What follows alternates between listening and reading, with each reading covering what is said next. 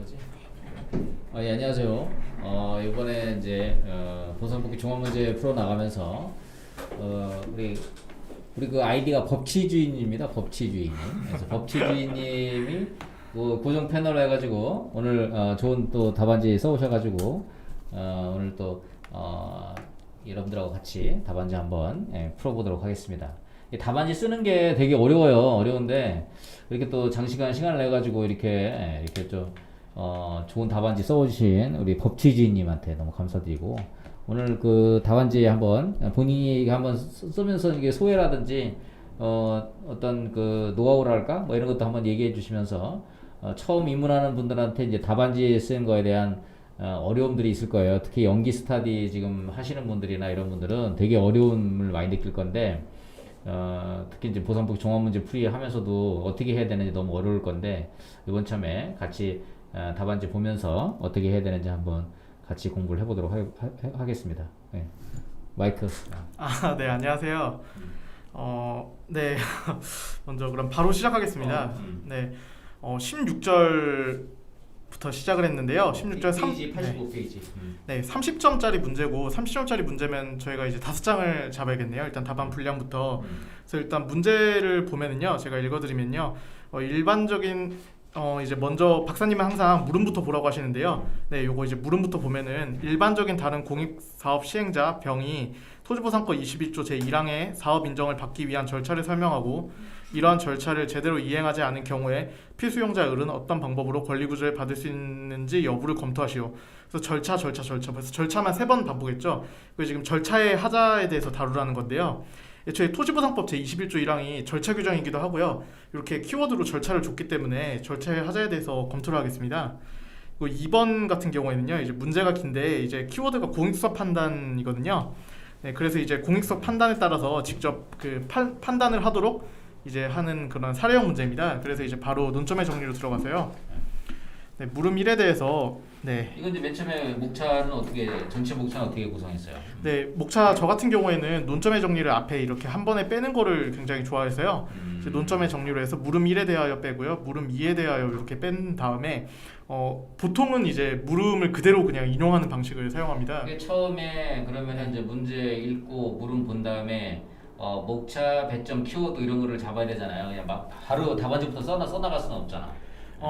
네. 설계를 해야 되니까 답안지 설계를. 네, 근데 이제 그거는 문제의 난이도에 따라 틀린데요. 제가 이제 문제를 쓰기 읽었을 때 내가 아는 주제다. 그러면 사실 이게 논점의 정리를 쓰면서 제가 바로 목차를 잡아도 되는 거거든요. 쉬운 문제는. 네, 예를 들자면 지금 절차의 하자 같은 경우에는 저희가 스터디에서도 많이 연습을 하고 박사님이 절차의 하자 같은 경우에 절하독치식이라고 해서 그렇지.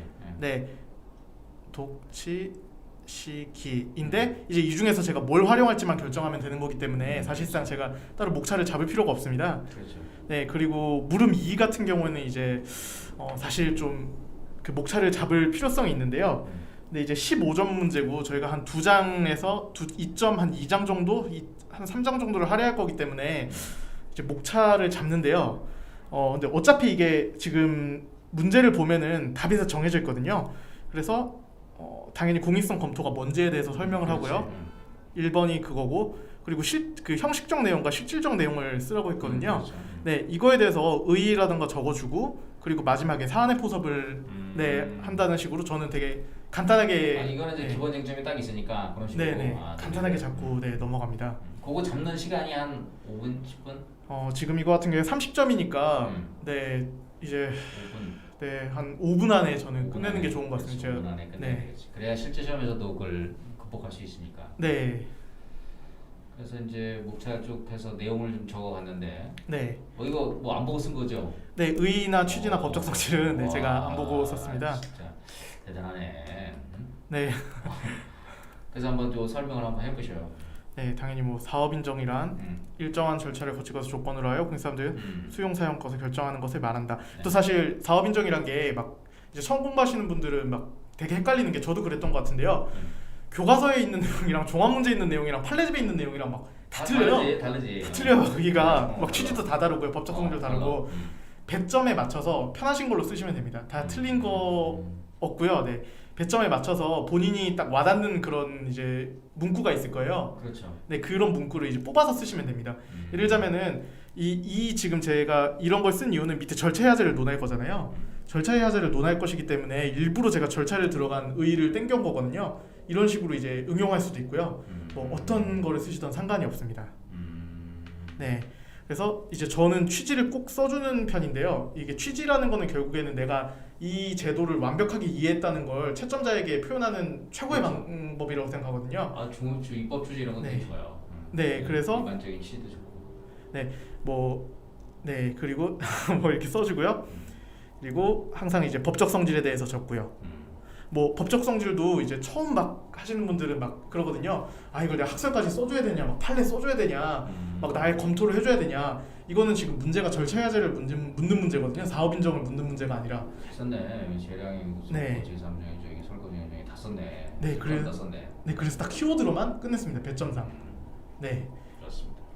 그래서 이제 본안으로 들어가서요. 이제 사업 인정의 절차에 대해서 저희가 다룰 건데요. 왜냐면 절차 문제라서 절차에 대해서 해줘야 될 것 같아서요. 네, 사업 인정의 절차.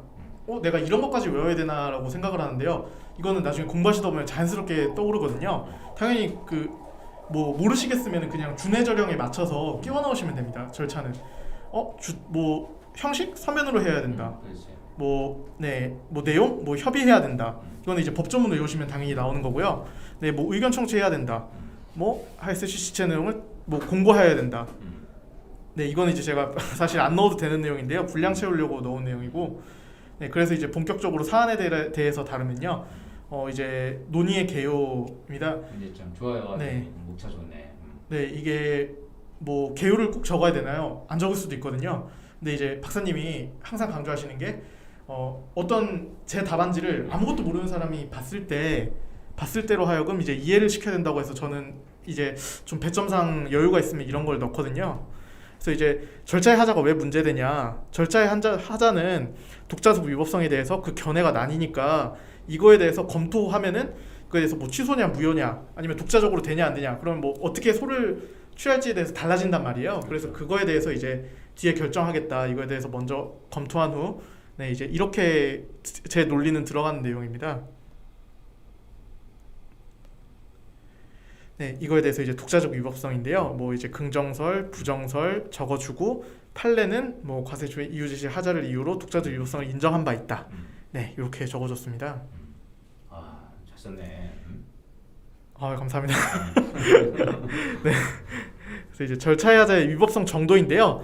위법성 정도도 뭐 계속 이제 처음 하시는 분들 뭐 그런 말 하는데요.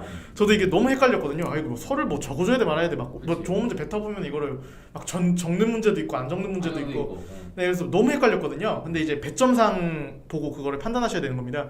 그래서 이제 박사님 조합 문제 강의를 듣는 거고 직접 써보셔야 하는데요. 맞아요. 네, 이것도 이제 배점상 15점이기 때문에 네, 이렇게 중대설, 중대명백설, 조사 의무설, 개별검토 사실 책에는 5개거든요.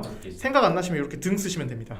네, 등 견해가 나뉘고요. 당연히 이제 통설 판례는 중대명백설 입장에서 보고 절차의 하자를 취소 정도의 하자로 네, 보고 있습니다. 내용상 중대한 하자, 외관상 명백하자 엔드 했을 때 네. 이제 무효가 되는 거고, 네, 그렇지 않으면 취소 사유가 되거든요. 네, 그렇습니다. 그래서 이제 소결해서 네, 그 통설 판례 입장을 따르겠는데요. 이제 독자적 위법 사유로서 될 것이고요. 그 독립된 소송의 대상이요. 취소 정도의 사유로 판단이 되고요. 별도의 불법 방법을 두지 않았는데요. 사업 인정에 대해서 따라서 일반 행정 쟁송 방법에 의할 것이다. 네, 따라서 뭐 취소 심판 또는 취소 소송으로 불복하는 것이 타당하다 생각된다. 이렇게 결론해졌습니다. 왜냐하면 우리 법에 불복 절차가 없다는 거, 가까이 하시면. 네. 불복 절차가 없다는 걸 보여주게 되게 중요해요. 그렇죠? 사업 인정에 관련돼서는. 네, 맞습니다. 네, 물음이는 이제 사업 인정 의제에 대해서 이제 다루는 건데요. 네, 사업 인정 의제 제도에 대해서 이제 간단하게 설명을 해주고요.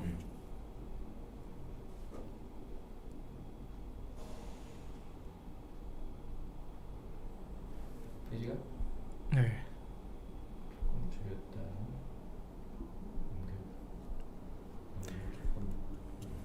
뭐 문제 있나요? 아니. 네, 이렇게 이제 선이 밝은 인식이 아. 잘안돼요. 그 터치라서 선을 안 닿게 하셔. 네.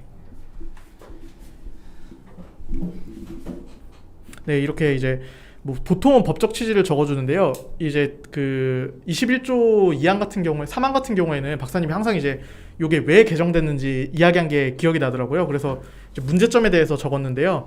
이게 이제 이걸로 인해서 뭐 이런 문제점이 있고 피수용자 보호 절차가 형해화되는 문제점이 있었다. 최근 부상법은 신설하면서 문제점이 다소 완화되었다. 이렇게 해서 문제를 잠깐 제기해주고요. 이렇게 해서 이제 본안에 대해서 들어가서 심사 내용에 대해서 물었으니까 심사 내용을 제가 적어주는 겁니다. 형식적 심사 내용은 제4조에 해당하는 사업인지 여부, 사업 인정 절차의 준수 여부 등 형식적인 부분을 판단하는 심사이다. 여기 중앙 꼭 들어가야지. 중앙토지수명회다. 아, 네, 맞습니다. 네, 그래서 이제 실질적 심사는 뭐 공용소용의 실질적 허용 요건이자 그래서 일부러 제가 이런 멘트 넣어줘서 이게 좋은 문장이잖아 이게. 네, 저 좀 마음에 와닿는 문장이더라고요. 그래서 일부러 적어주고 그래서 결론은 공공성과 필요성을 구분하여 판단한다. 그래서 공공성에 대해서는 판단 기준으로 공공기여도, 재원의 공공성, 사업 주체의 유형, 사업 수행 능력, 사업 자체의 공익성 등을 기준하며 필요성에 대해서는 사업 방법의 적절성, 피해 최소성 등을 기준한다. 야, 이거 외운 거야 이거? 네, 근데 와 대단하네. 이게 사실 근데 외우는데 좀 팁이 있는데요. 이게 제가 처음 공부할 때는 몰랐는데요. 이번에 이제 2차 시험 끝나고 다시 한번 이걸 생각해 보다 보니까 결론적으로 이 그 공공성에 대해서 판단하는 기준은요. 판례에서 다 언급한 내용이더라고요. 네, 판례에 다 있는 문장이야. 네, 판례에서 이런 걸 판단하라고 이런 거에 의해서 판단을 한다고 된 거고요. 그리고 사실 필요성이라는 거는 저희 필요성 하면 딱 떠오르는 게 그 사업 인정의 요건 중에서 이제 비례 원칙이 떠오르잖아요. 그래서 이제 광의의 비례 원칙이 있고 협의의 비례 원칙이 있는데 협의의 비례 원칙은 당연히 공공성에서 고려해 주는 거기 때문에 그렇지. 나머지 두 개를 사실 여기 필만 이렇게 고려하는 거거든요. 잠시만요. 단톡에 문의 왔는데요. 박사님 목소리가 잘 안 들리는데요. 좀만 가까이 해달라고. 네. 알았어요. 단톡방에 또 이런 것까지 올려줬네 또. 알았어. 네, 그래서 이제 본인이 크게 해, 나도 크게 할게. 아, 네네. 그래서 이제 이렇게 제가 약간 외우는 이제 저만의 약간 외우는 방식이었거든요. 네, 아무튼 그렇습니다. 그래서 이제 마지막으로 중앙토지수용위원회 판달 이제 제 소결이고요. 네, 그래서 이제 형식적 기준하고 저희가 실질적 기준을 그 앞에서 이제 요건을 다 봤잖아요. 그래서 이제 실질적으로 본안 포섭은 이거에 대해서 이제 하는 겁니다. 그래서 이제 사건을 끌어와서요. 당해 사업은 요게 해당된다. 제1호 국방 사업. 그리고 피수용자의 협의 내용에 대해 별도의 언급이 없습니다. 이 문제에 대해서. 그러면은 그냥 적법한 것으로 보인다. 따라서 형식적 기준은 충족한다. 네, 이렇게 판단을 했고요. 그리고 사업 시행자 갑의 사업 수행 의사와 능력이 부족하다고 이제 문제에 나와 있습니다. 그래서 공익성을 충족하지 못한다. 또한 최근 기술력에 따라 뭐 필요성이 희박하여 충족하지 못한다. 필요성을 충족하지 못한다. 따라서 본 사업은 실질성을 충족하지 못한 사업으로 판단된다. 그래서 이제 내가 중앙토지수용위원회면 어떻게 판단할 것이냐. 당해 사업은 국방사업이라서 형식적 요건을 충족하는데 공공성과 필요성이 미흡하다. 따라서 실질적 요건을 충족하지 못한 것으로 보인다. 따라서 부적격 의견을 국토교통부 장관 등 관련인에게 통지하는 것이 타당하다고 생각된다. 부적격. 네, 이게 결론적으로 사업 인정의 판단 주체는 이제 개별법에서 그 규정하는 사람하고 국토교통부 장관이 될 거기 때문에 뭐 중앙토지수용위원회는 그냥 이제 협의하고 의견만 제시하는 그렇죠. 역할이라고 판단돼서 부적정, 이제 부적격 뭐 이런 의견 되는 거죠. 네, 그래서 이제 이렇게 그냥 결론을 냈습니다. 좋았어. 네, 이렇게 해서 이제 끝하고 문제를 끝입니다. 잘했네. 1번 하면서 뭐 좀 어려웠다 그러니까 뭐 힘들었다고 하는 게 있다면 이게 아무래도 공익성 검토가 이제 사안을 포섭해야 되는 거기 때문에 이게 목차를 구성하는데 좀 많이 버벅임이 있었고요. 또 이게 공익성 검토에 대해서 좀 암기가 제가 좀 처음에는 미흡해서 그거에 대해서 좀 있었습니다. 근데 곰곰이 해보니까 결국에는 비례의 원칙하고 그 판례가 말하는 공공성을 구체화한 게 이런 내용이구나. 그래서 정 모르겠으면은 내가 생각하는 판례의 문구를 그냥 적당히 바르고 그 요건에요. 네, 그리고 비례 원칙을 바름으로써 해결할 수 있었습니다. 네, 근데 그 부분이 좀 어려웠습니다. 그렇죠. 그게 좀 네. 어려울 수 있겠네. 그다음에 이제 19절. 네.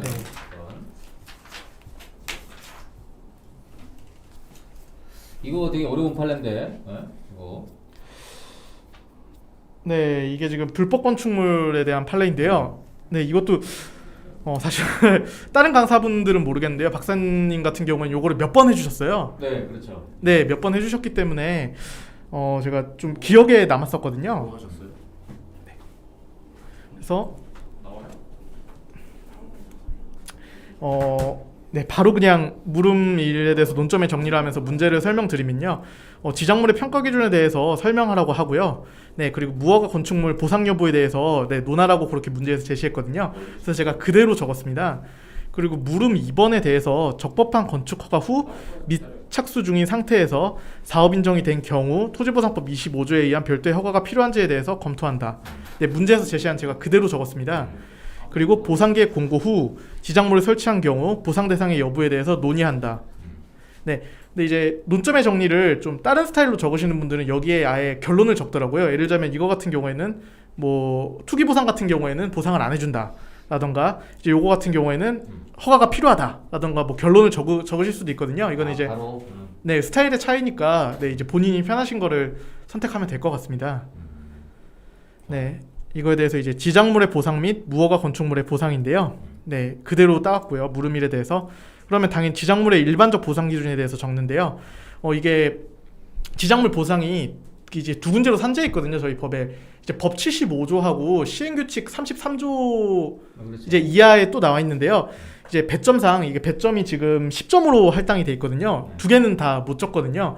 그러면은 저는 일반론을 적는 게 맞다고 생각해서 75조를 적었습니다.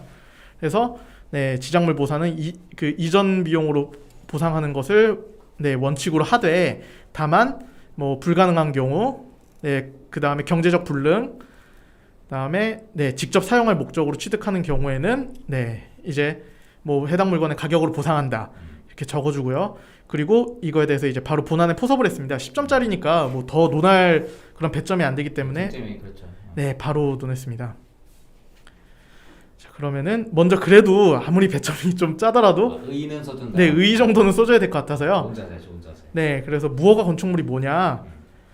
사실 이거 외우고 들어가는 수험생들 많이 없거든요. 어떻게든 짜내서 쓰시면 됩니다. 관계법령에 의한 허가 또는 신고를 하지 아니하고 건축한 건축물을 말한다. 가성 건축물이란 임시적으로 건축하여 제한기간 등에 사용하는 뭐 기간 한시적인 기간 동안 사용하는 건축물을 말한다. 그래서 뭐 잘 썼네. 네, 간단하게 그냥 뽑아주고요. 그래서 이제 보상 대상인지 여부에 대해서 토지보상법 제25조는 이거는 이제 판례를 아셔야 풀 수 있는 문제인데요. 사실 네, 이거 그냥 판례 그대로 발라주시면 됩니다. 네, 사업 인정 후 부정하여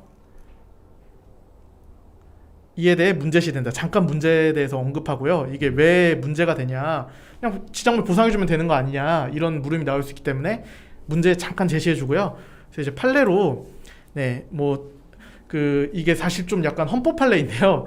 이게 재산권의 성립 요건을 이제 그 행정청이 뭐 이제 허가를 하냐 마냐로 보지는 않는 거죠. 이 대법원은 행정청은 감히 그럴 권한이 없다고 보는 것 같아요. 그래서 네, 무관하니까 별도의 규정이 없으면 니들이 재산권을 제한하고 싶으면 별도의 규정을 만들던가 그래라. 그렇지 않으면 보상의 대상이 된다고 판시했습니다. 네, 그래서 보상 대상 된다. 그 가설 건축물의 보상에 대해서는요. 이거는 이제 별도의 판례가 없거든요. 그래서 이제 제가 배운 이론을 토대로 이제 가설 건축물이란 거 원상의 부분을 전제로 설치되는 것이기 때문에 경제적 가치가 희박하다.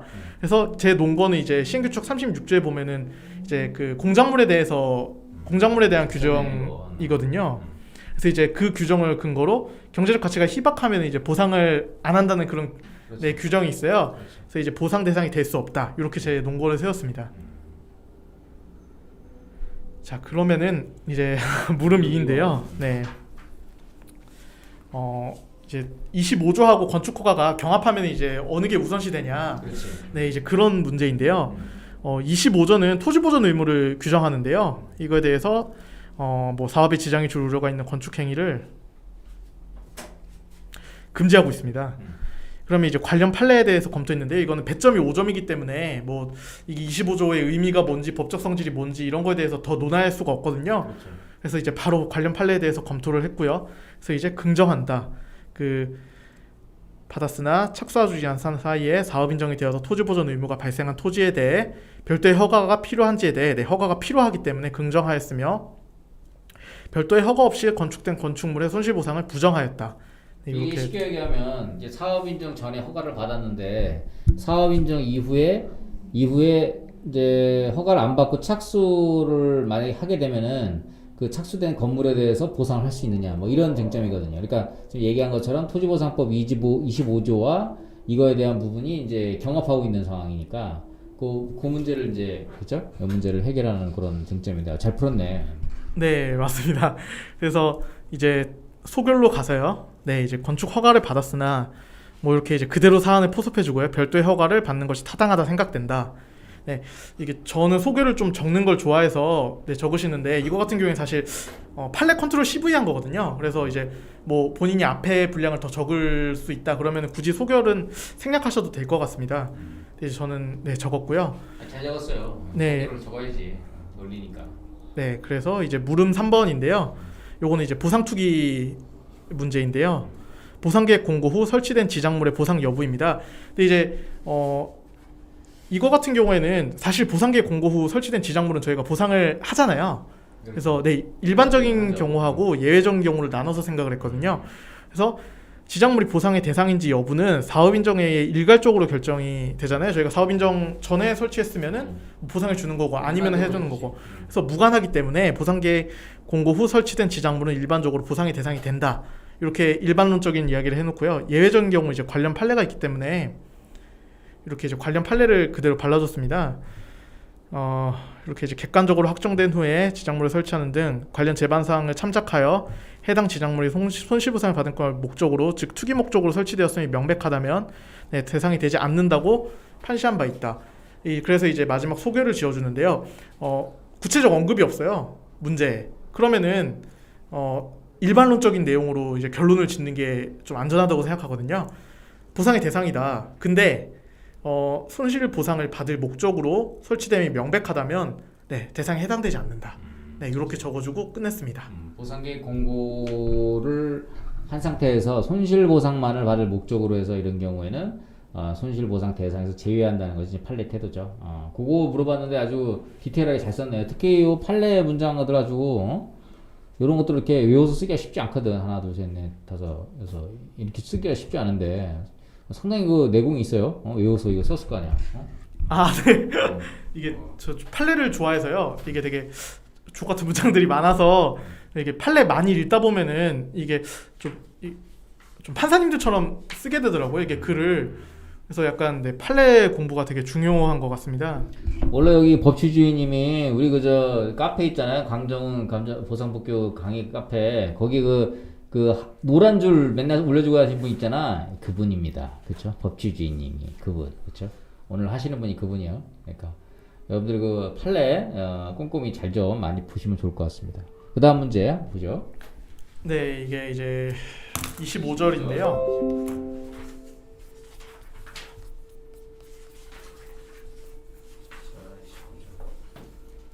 협의성의 확인 문제네요.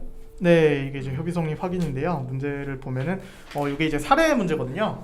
이제 그 특전사 이제 이전 사업 관련해서 문제인데요. 이게 이제 요걸 들으면 이제 생각나는 게 이제 그 협의성립 확인 이제 등기부만으로 이제 판단해서 이제 협의성립 확인을 받았는데 이제 진정한 소유자가 딱 나타나서 소송을 걸어버린 거죠. 그렇죠. 이제 이거에 대한 사안 문제인데요. 요것도 지금 이제 종합문제집을 보시면은 장난 아니에요. 이게 막 지금 사례가 뭐 지금 문제는 뭐 4줄밖에 안 되는데 뭐 사례는 거의 지금 한 16줄? 막 20줄이 넘거든요. 그러면 이제 박사님이 이제 항상 강조하시는 대로 문제 먼저 읽으시면 됩니다. 그러면 물음 1 보면은 15점인데 반인데 지금 사례랑은 전혀 무관하거든요. 뭐 의의, 취지, 법적 성질 이거는 사실 그냥 사례랑 전혀 무관하거든요. 그러면 그 일단 15점 먹고 들어가는 거고요. 밑에 이 물음 2를 보면은요. 이제 공증 방법에 의한 협의성립 확인 제도를 설명하고 뭐 진정한 소유자가 아닌 자의 공증으로 협의성립 확인 수입 뭐 취소 처분이 가능한지 취소 소송이 가능한지에 대해서 논하시오인데요. 이것도 사실 무관하거든요. 뭐 그 취소 소송이 가능한지 아닌지는 이제 사례를 조금 읽어봐야 되겠으나 15점의 절반인 한 7점 정도를 그냥 설명하라고 하거든요. 그러면은 이제 사례는 좀 나중에 읽는다고 생각하고 그냥 바로 그 서술에 들어가시면 되거든요. 네, 그럼 문제에서 목차까지 다 줬죠. 의, 네, 취지, 법적 성질 적으라고 지금 돼 있고요. 뭐 설명하라고 하고 뭐 이것도 그냥 그대로 적고 네, 그냥 바로 저는 이거는 들어갔습니다. 워낙 익숙한 문제고 이제 유명한 판례라 바로 들어갔습니다. 그래서 이제 의 적어주시고요. 네, 뭐 관할 토지 수용의 협의성을 받는 제도이다. 그리고 취지인데요. 제가 이거 와, 취지 잘 썼네. 네, 이것도 지금 좀 보셔야 되는 게요. 15점이잖아요. 근데 지금 문제에서 요구하는 게 의, 취지, 법적 성질에 대해서 15점을 쓰라고 했거든요. 이거 의는 2 이상으로 뺄 수가 없어요. 뭐 많이 적어도 5줄이거든요. 그러면 이제 취지랑 법적 성질을 적어도 7점, 8점 분량을 써야 된다는 소리거든요. 사실 15점을 다 채운다는 건 무리고요. 이 세 개로 가지고 제 실력으로는 그래서 취지를 좀 계속 늘렸거든요. 그래서 아는 거 없는 거 다 때려박았습니다. 뭐 취득은 실무상 승계 취득에 있어서 이루어진다. 따라서 공용소용의 당사자는 불안정한 법적 지위에 놓인다. 그렇죠. 뭐 이를 토지수용위원회가 확인함으로써 네, 협의에 따른 불안정한 지위를 종식하고 계약 불이행에 따른 뭐 예방하고 뭐 좋은 말 뭐 없는 말 다 적었습니다. 이건 사실 고정 멘트고요. 좋은 말이네 아주. 네. 네, 그렇게 이제 발랐습니다. 그래서 이제 법적 성질에 대해서 네, 존부 요구를 확인하는 확인 행위로 보는 견해, 학설까지 다 적어주고요. 뭐 견해 나뉘고요. 그래서 문합 판검으로 나눴습니다. 15점을 나누려고. 근데 이거에 대해서 별도의 판례는 없으니까 그냥 제 검토를 좀 길게 적어서 네, 확인할 준법률 행위인 확인 행위와는 다르게 관할 토지 수용위원회가 당사자의 의견을 확인해서 수용 증언에 동일한 효과를 부과하고 그 내용에 대해서 다툼을 차단시키는 차단율을 형성하는 바 형성적 행정행위로 보는 것이 타당하다 생각된다. 네, 이렇게 결론을 지었습니다. 그럼 이제 사실 이 문제의 진짜 논점은 이제 물음이거든요. 네, 물음인데 네. 진정한 소유자 뭐 그게 위법 요건이냐 아니냐에 대해서 이제 보는 거거든요. 이제 공증 방법에 의한 협의 성립 확인에 대해서 잠깐 적고요. 의 적고 네, 공증을 얻어서 사업 인정 후 사업 시행자의 동의를 얻어서 관할 토지 수용위원회 협의 성립 확인을 받는 제도다. 이게 이제 법조항 여기에 규정이 돼 있고요. 네, 이게 왜 필요하냐? 간소화되기 때문에 뭐 간소화된 방법으로 협의 성립 확인을 구할 수 있게 해놨다. 네, 그렇게 해놨습니다. 그래서 절차에 대해서 적어주고요. 뭐 협의 성립 확인 후 공증을 받아서 그렇지. 협의 성립 확인 신청하면은 뭐 수리함으로써 절차가 종결된다. 효과가 있잖아요. 네, 이렇게 적고 이제 본안에 들어갑니다. 관련 판례에 대해서. 이거 판례번호 알면은 옆에다 판례번호 적어도 괜찮아요. 네. 판례번호를 알면. 그죠? 아직까지 거기까지는 고의지를 그렇지. 못하겠더라고요. 여기 저 문제에다가 써놨어. 2016 이거 네. 무법이구나. 이게 사건 번호가 네. 안 써놨나? 사건 번호 알고 있으면은 사건 네. 번호도 적으면 되게 가점이에요. 왜냐면은 이게 교수가 이거 찾아보잖아. 근데 나오면은 와 진짜 놀라는 거지. 네, 막 그 안 그래도 막 그 채점평 보면은 교수님들이 와 이거 도대체 어떻게 했길래 막 이런 거까지 외웠냐. 그렇지. 네, 진짜 놀라움의 막 극치다 막 이렇게 적어놓으신 분들 있더라고요. 맞아요. 네. 그래서 이제 뭐 최근 대법원은 협의 성립 확인 이거에 대해서도 제가 드릴 말씀인데요. 최근 대법원 어떨 때 적냐? 이제 다 다른데요. 뭐 이제 사실 법학은 10년 내면은 최근이라고 보거든요. 네. 10년 최근이야. 네, 10년 내려보면 최근으로 보는데요. 근데 저는 이게 좀 그게 양심에 좀 찔리더라고요. 아, 이게 10년 내 이거 최근 맞아? 보통 한 제가 한 2018년, 2016년도까지는 최근이란 말을 쓰거든요. 이거는 근데 10년 이내면은 그냥 최근이란 말 쓰셔도 됩니다. 그래서 이제 접두사니까 사실 뭐 부사니까 중요한 건 아닌데요. 아무튼 그렇습니다. 그래서 이제 협의 성립 확인 신청에 필요한 토지 소유자 뭐 진정한 소유자를 의미한다고 판시한 바 있다. 진정한 소유자여야 된다라고 쓰고 못한 채 단순 등기 부상 이게 사실 이 판례의 핵심이거든요. 단순 등기 부상 소유자 동의를 얻은 후 공증을 받아 협의성을 확인 신청을 해서 관할 토지 수용 위원회에 이를 수리하였다면 특정한 사정이 없는 한 뭐 수리는 요건 불비 위법 그렇지. 진정한 소유자 동의가 없었던 이상 사실 이것도 그 키워드인데요. 이게 왜냐면요. 협의라는 게 계약이잖아요. 저희가 계약인데요. 계약이라는 거는 사실 민법상 그 의사 규정 1차 방금 끝나신 분들에겐 죄송한데요. 그게 민법을 잠시 떠올려 보시면 이제 계약이란 거는 그게 굉장히 중요한 거거든요. 개인의 과실 여부가 있었냐 없냐. 그게 사실 판사님들이 제일 먼저 따지는 거거든요.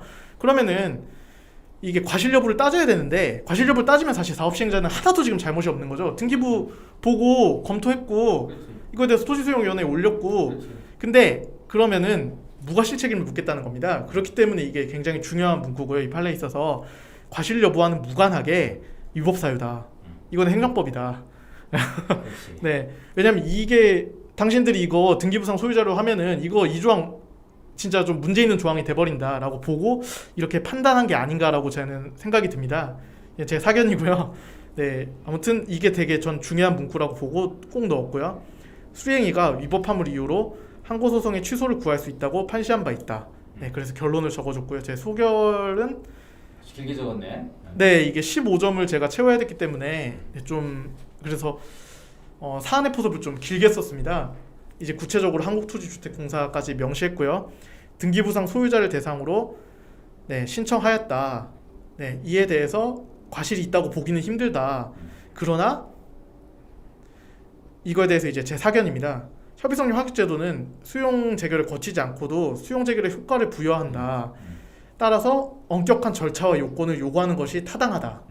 네, 강력한 효과가 부여되기 때문에 관련 판례의 태도 등을 종합하여 네, 과실과는 무관하게 진정한 소유자인 원고는 협의 성립 확인 신청 수리 취소를 구할 수 있고 따라서 관할 토지 수용의 수리 행위는 위법한 바 중대 명백설에 비추어 취소 사유에 해당된다고 판단된다. 네, 이렇게 해서 문제를 종료했습니다. 잘 썼네 이거. 이게 그 진정한 소유자의 동의라는 게 이게 이제 이 진정한 소유자의 동의가 왜 중요하냐면은 협의 성립 확인이라는 게 이제 처분으로 만들어주는 거잖아요, 그렇죠? 네. 그러면은 이게 계약을 처분으로 만들어주는 그 정당성의 원천은 뭐냐면은 진정한 소유자의 동의를 전제로 해서 당사자의 의사의 합치가 됐다는 거가 지금 1차적인 주요 전제인데 지금 여기서 진정한 소유자 동의가 아니라 그냥 명의자만 낼름 해가지고 이렇게 하면은 진정한 소유자의 동의를 받지 않은 거기 때문에 이 정당성의 원천 자체가 깨지는 거야. 그러니까 원시 취득의 정당성을 부여한 그 명분이 깨지는 거지. 그러니까 그런 이제 관점에서 등기부상 명의만 가지고의 동의한 것은 위법하다 이렇게 논리를 이제 잡아준 거예요. 무과실 책임으로 해가지고 그렇죠? 그렇게 그렇죠. 요건이 깨지는 거지. 그런 식으로. 자, 그 다음 문제. 더 있어요? 있어. 오늘 공부 많이 왔어. 지금 저도 33절. 한 100점 이상 못 쓰겠던데. 와, 오늘 공부 많이 왔네. 마지막. 이게 마지막.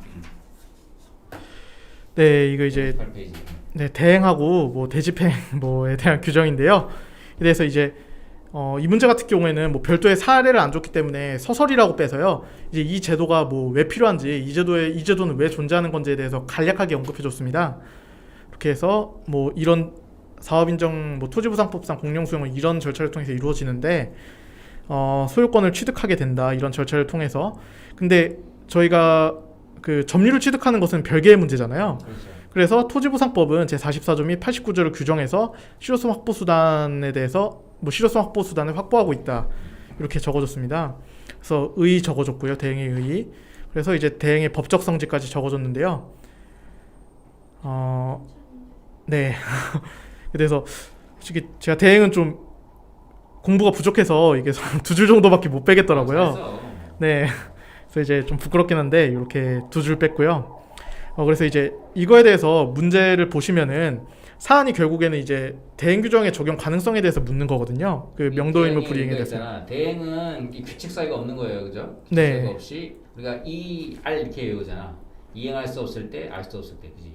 네네, 여기 이행할 수 없거나 알 수 없을 때. 네, ER. ER 이렇게 외우니까. 네. 이렇게 했습니다. 그래서 이제 결론은 뭐 사실 근데 이거는 의 그대로 적용하는 겁니다. 자가 고의나 과실 없이 의무를 이행할 수 없을 때를 요건으로 하는 바 명도를 적극적으로 거부한다면 특별한 사정이 없는 한 대행 규정을 적용하여 토지 소유자의 점유를 배제할 수 없다고 판단된다. 그렇지. 이건 규칙 사유가 없는 거야. 규칙 사유가 없는 상태에서 대행을 하는 거지. 이런처럼 뭐 점유를 수반하거나 하려면은 이걸 할 수가 없는 거죠. 기본적으로 대행은. 네, 그리고 이제 토지부상법 89조에 대해서 이제 문제에서 또 검토하라고 요구했기 때문에요. 네, 이제 적어주면은요. 대집행의 키워드는 공법상 대체적 자기의무거든요. 이거에 대해서 불이행해 있는 경우 행정청 제3자 자기의무 이행하게 하는 것입니다. 이게 대다방이에요. 대다방. 네, 이제 이완공 이렇게 외우잖아요, 그렇죠? 대체적 자기 의무로서 다른 선을 확보함이 다른 선을 확보함 곤란하고 방치함이 심히 공익을 해야 하는 것. 대체적 자기 의무였고 다른 선을 확보 곤란하고 방치함이 심히 공익을 해야 하는 것. 그다음에 이거는 이제 89조 요건이지. 이거 없다면 이거 처분하는 의무, 완료하기 어려운 경우 공익을 해야 하는 경우죠. 네, 맞습니다. 박사님이 항상 여기에 삼각형 해주셨던 거 기억나는데요. 네. 네. 네. 그래서 이제 네, 저도 당연히 여기서 대다방. 방치함이 이렇게 잡아줬고요. 네. 행정집행법상 대집행의 요건하고 토지보상법 89조의 요건을 적어줬는데요. 이게 제가 굉장히 지금 길게 됐는데 당연히 이것도 공으로 이렇게 잡았고요. 네, 여기서부터 제가 이거를 끼워 넣어줬는데요. 이제 읽어보시죠. 네, 배점도 배점이지만 이게 꼭 필요하다고 생각을 해서 왜냐면 이게 저희가 지금 두 개를 배우잖아요. 대집행법에 의한 대집행을 배우고 그 지금 토지보상법에 의한 대집행을 배우잖아요. 그러면은 저희가 배우는 입장에서도 지금 헷갈리거든요. 아니 그러면은 뭘 적용해야 되는 거야? 그렇지. 뭘 적용해야 되는 거야? 그러면은 솔직히 근데 이거에 대해서 정립된 판례나 뭔가 이론은 없지만 이제 박사님 교과서 보면은 짤막하게 나와 있거든요. 이제 그거에 대한 내용입니다. 관계에 대해서 토지보상법 89조의 요건은 의무의 부이행 또는 의무 이행을 할 수 없게 되는 상황을 규정한 것으로서 조문에 있는 내용 그대로입니다. 그럼 89조에 의한 규정이 발생한다면 행정대집행법에 의한 요건을 충족하는지를 검토하여 대집행을 하는 것이 타당하다고 생각된다. 결론은 그 말입니다. 행정대집행법에 의해서 이 그 토지보상법 89조가 포섭이 된다고 저는 그렇지. 생각을 해서 적은 거거든요. 대다방. 네, 이제 이런 내용을 적어줬습니다. 그래서 결론은 내가 행정대집행법을 좀 더 우선시해서 판단하겠다. 왜냐하면 네. 행정집행 일반법이잖아요. 그러니까 일반법이고 토지보상법은 일종의 이제 특별법의 성격을 갖고 있는데 일반법의 요건을 충족하면은 이제 대집행이 되는 거고. 그다음에 이제 특별법에 이제 별도의 요건 중에서 우리가 이제 완료하기 어려운 경우나 이런 것들이 이제 추가적으로 들어가는 거니까 그거는 이제 우리 법상에 특별한 상황이 존재한다 그러면 이제 그걸 적용하면 되는 거겠죠. 네. 네, 그래서 이제 사례로 다시 돌아와서요. 명도 의무 불이행 시 대집행 적용 가능성인데요. 요건 이제 문제 제기를 해줬고요. 네, 왜냐면요, 이게 지금 결론은 그 토지 소유자가 점유를 하고 있는데 너 나와라고 하는 거는 실력 행사가 반드시 수반이 되거든요. 그러면은 실력 행사가 수반이 된다면은 이게 당연히 법치주의 원리상 법률의 근거를 해야 되거든요. 그래서 이제 그 법률의 근거를 어디서 찾을 거냐에 대한 그런 문제라고 생각을 해서요. 네, 이렇게 문제 제기를 해줬습니다.